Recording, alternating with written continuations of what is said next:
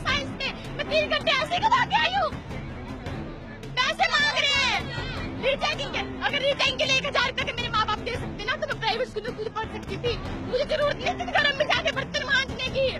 3 घंटे के पेपर में 3 नंबर, किसी में 2 नंबर, कहीं कंपार्टमेंट तो कहीं फेल।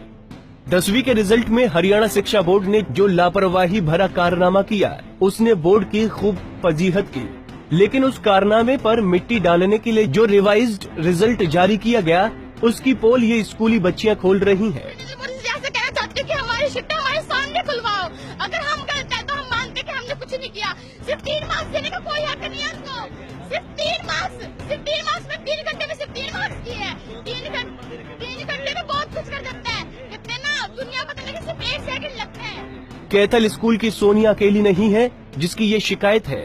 कई और स्कूली बच्चियां शिक्षा बोर्ड की इस हरकत का खामियाजा भुगत रही हैं, जिनका पूरा साल बोर्ड की कथित सॉफ्टवेयर समस्या की भेंट चढ़ गया।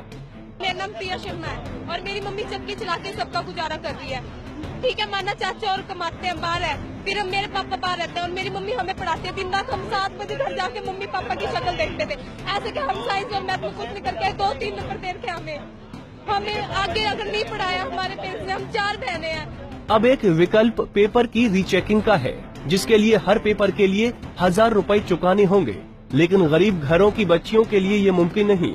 नतीजा ये कि इन स्कूल की बच्चियों ने विरोध का तरीका अपनाया और पेहोवा चौक को करीब 2 घंटे के लिए जाम कर दिया।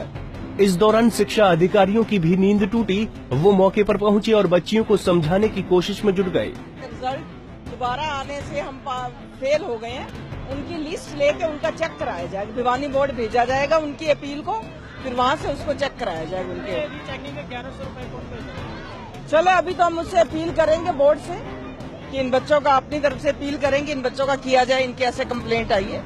जो गरीब बच्चे हैं उनके लिए काफी मुश्किल हो जाएगा इतने पेमेंट करना। चल वो तो हम बोर्ड से बात करेंगे। कोशिश यही होगी कि इनका ऐसे ही हो जाए, बिना फीस के इनका कराने की पूरी कोशिश करेंगे। जिला शिक्षा अधिकारी ने आश्वासन दिया है कि वो बोर्ड से अपील करेंगे कि इन बच्चियों के पेपर बिना शुल्क के दोबारा चेक किए जाएं और इनका रिजल्ट फिर से बनाया जाए।